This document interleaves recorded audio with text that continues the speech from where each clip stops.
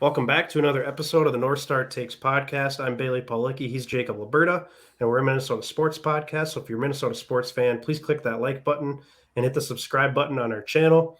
And today we're going to be talking Minnesota Vikings as they have concluded their joint practices with the San Francisco 49ers.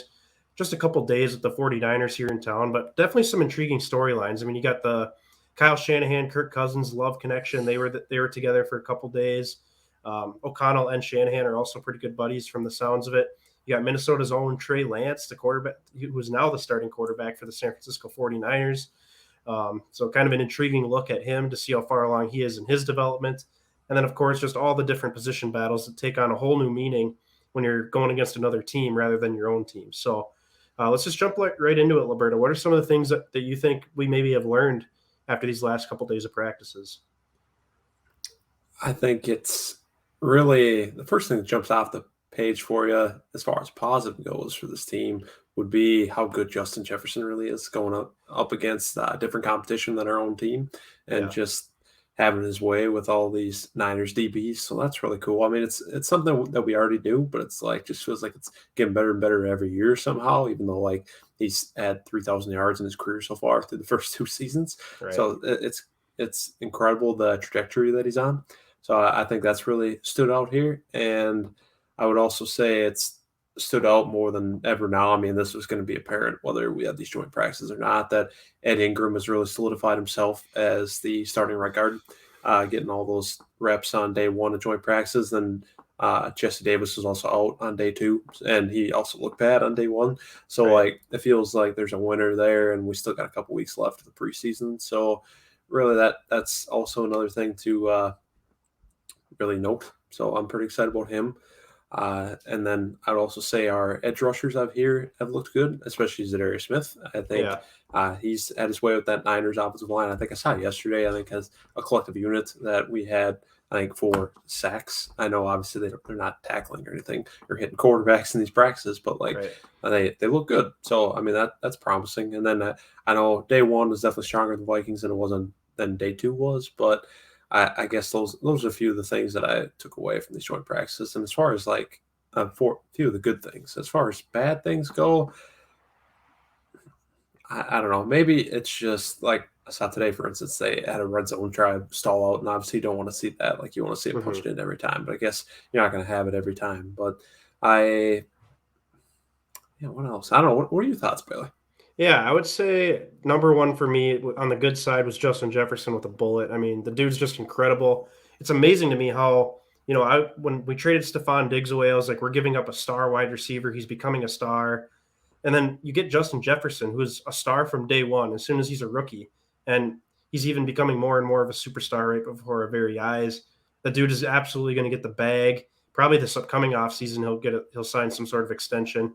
But yeah, anyways, defensively, like you mentioned, the edge rushers have looked pretty good, but I'd say my one area of concern is still the DBs. I know Dantzler has looked pretty decent, but Andrew Booth has been pretty handsy. He's gotten penalties in preseason games. We went to the night practice. He had a couple penalties, and it sounds like he was getting kind of handsy with these 49ers receivers as well. Patrick Peterson was burned on a deep route, which you kind of wonder about that too, if maybe he's lost another step. So that's concerning, if Pat Pete's, a little slower now, maybe you need to move him to the slot. But he also did deflect a pass that ended up in the hands of Shandon Sullivan. So, I mean, there's all sorts of different scenarios. Offensive line-wise, I think it's really encouraging that Ed Ingram's basically taken the reins of the starting right guard job. So now, 4 of our 5 spots are very much solidified on the offensive line. Granted, we actually have to see Ed Ingram go against starting caliber players and play in a regular season game, but very encouraging what he's been able to do so far as a second-round pick, because if this was the Zimmer Spielman era, I highly doubt he'd be a starting right guard. True. So that's very encouraging. But on the discouraging side, like you mentioned, just kind of situational stuff offensively where we're maybe not capitalizing as often as we should. But it sounds like Kirk Cousins was pretty sharp in the last couple practices. And obviously the receivers are doing really well. I'm super encouraged with our wide receiver depth. Amir Smith-Marsette's really starting to emerge as that 4th receiver, which I find encouraging because I was a little worried that maybe, he wouldn't be able to overtake BC coming off his torn ACL. But now BC's going to be fighting for a roster spot with guys like Jalen Naylor and Tristan Jackson. it's going to be a shame to see one of those guys go, but they're probably not going to keep 7 guys, especially considering none of those guys are really like true special teams guys. So, and then of course there's Garrett Bradbury on the discouraging side. I mean, he just hasn't been great all of training camp, whether it's, Vikings opponents or the San Francisco 49ers. Um, I don't know. I don't know what they're going to do there. Chris Reed's been hurt for about a week now. Apparently he has some sort of elbow injury, and O'Connell said he's not out of the mix yet for the center job, but it's like I don't see any scenario where Garrett Bradbury is going to be overtaken by week 1 at this point. So I'm a little discouraged that, Bradbury's really the one weak link, and I was sitting there thinking about it today. I'm like, this offense could be so unstoppable. If you just give Kirk the time, he's going to pick these defenses apart with how good these receivers are. I mean, Thielen and Jefferson are ridiculous, but Osborne's becoming a stud as well. Irv Smith is still on track to be back week 1. I mean, you have all these pieces, and it could be ruined by Garrett Bradbury just simply not being able to anchor and basically getting thrown into the ground by Kenny Clark. So I think the Vikings are going to have to scheme up some sort of way where they can help out Garrett Bradbury a little bit. Yeah, absolutely. That definitely scares me a lot. I think that's probably the biggest weakness we have as far as starters go across the board, offensively and defensively. So, and you just don't really see a clear solution there by Yep. week 1 or even maybe this season, which is pretty scary because obviously an offensive line is led by your center. So, like that's that's a little bit concerning, but Mm-hmm. hopefully they find something that works. I guess that's all I could say. And that reminds me too that that's what I wanted to say earlier. So, it was a concern of mine, or maybe not necessarily. It's not even that big of a deal, but a negative more from especially day 2 of these joint practices was that I saw Nick Bosa definitely got after Kirk a couple times at least. Mm-hmm.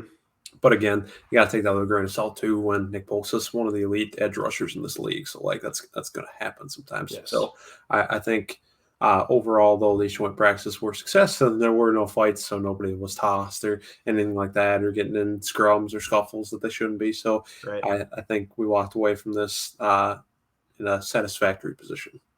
Yeah, I couldn't agree more with you, man. I think obviously it's encouraging that you have, 2 head coaches who are on good terms with one another. They basically set the boundary right away. Like if you're going to throw a punch, if you're going to go after somebody, you're going to get thrown out of practice. Yeah. So luckily none of that came. There was no major injuries on either side. At least I don't believe. So it's like, I don't want to jinx it. I don't even want to say it right now, but the Vikings are very healthy, and assuming they don't really play anybody in these last couple preseason games, I mean, I would hope like, you're not playing Jefferson or Dalvin or Daniil or Za'Darius or Harrison Smith, all these very, very important players. I'd hope you don't play them at all because they do not need the action. I was listening to the radio earlier today. They were talking about, maybe you could play Kirk Cousins a series just to kind of see where he's at in terms of rhythm and picking up the offense and executing play calls and stuff like that. And it is sketchy, but, I could see that happening, but in my mind, it's not worth it. I don't think you get anything out of the preseason. But relatively speaking, they're very healthy right now. Knock on wood. And if they can get into week 1 very healthy with all their stars ready to roll against Green Bay, I really like our chances to win that game.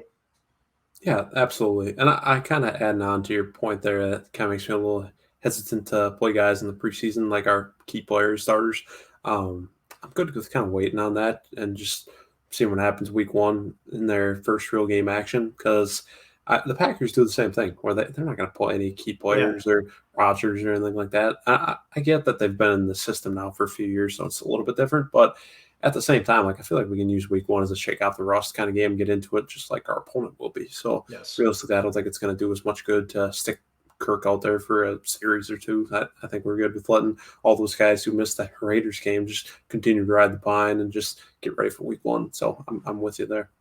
Yeah, and the advantage I think we have is, even if we haven't mastered the playbook or the scheme by any means, the Packers are basically going to have no idea what's coming offensively and defensively. They've been so used to this Zimmer defensive scheme. There's always the chess match between Rodgers and Zimmer, and that's going to go away now. It's going to be something completely different. We're a 3-4 base, but we can, move guys around. And I heard him talking today about how Za'Darius Smith and Daniil Hunter have lined up next to each other and rushing the passer. I mean, there's all sorts of crazy wrinkles that can get thrown into this defense. And then you got guys like Cam Bynum that can kind of play a safety, but also he can cover guys. So, I mean, we have all sorts of, gadget type players on this defense. I mean, Brian Asamoah, he's a linebacker built like a safety flying around. I mean, it's a different defense this year, and offensively, I mean, the Vikings really haven't had any issues with, scoring against the Green Bay Packers ever, So it's like, True. I mean, I'm not too worried about us getting points on the Packers, especially when you got a fully healthy lineup. If Irv Smith is in, I mean, that's a huge X factor for that game. So, yeah, just in my mind, I mean, we got about 3 weeks to go before the regular season starts. Just keep these guys healthy is all I got to say.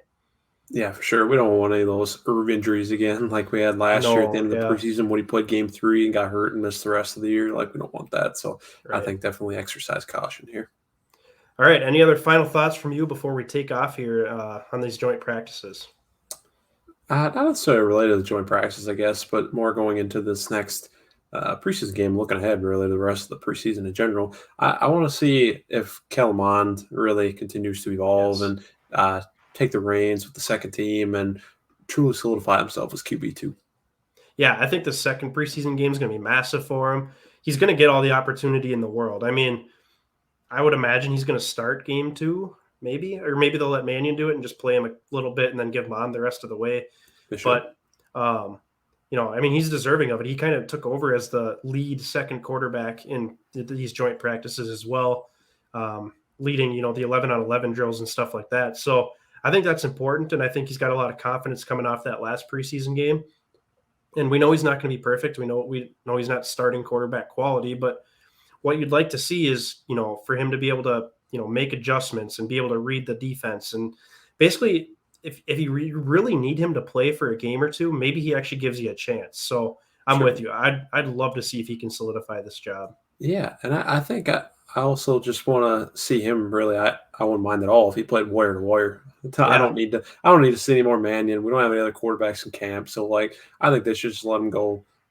Really from beginning to end and see what he's got. I don't see any reason to roll Sean Mannion out there anymore. I've had enough of that. So let's give him on as much game action as possible and really see what happens. And real quick, I can't believe I almost forgot this too. Is speaking of the quarterbacks, more this is going back to Kirk and these joint practices. What do you think of Oh him yeah. getting all fired up and dropping an F-bomb out there on the field like he wouldn't usually do? I love that out of my quarterback. He's got that dog in him now. He's like Zach Wilson. No, I mean, I don't know. I'm glad he's showing a little more emotion. Maybe he feels a little more free to do that under O'Connell, but I need to see it when it comes to these regular season games. I need to see him being intense, being a leader. I mean, maybe it is in there and we just haven't seen it yet, but Yeah, I mean, I don't know. I don't think it's a bad thing by any means. it's just for show in front of his guy Kyle Shanahan. Could be. He's trying to show off, and maybe in a couple of years when Trey Lance fizzles out, then I mean, hopefully Kirk's not. his guy. I like Trey Lance, but Me too. back to the Mon thing. I think it'd be awesome for him to be the only quarterback this preseason to throw for 300 yards in a game. Yeah, Just play wire to show off. wire. I know, That would be but I mean he phenomenal. should.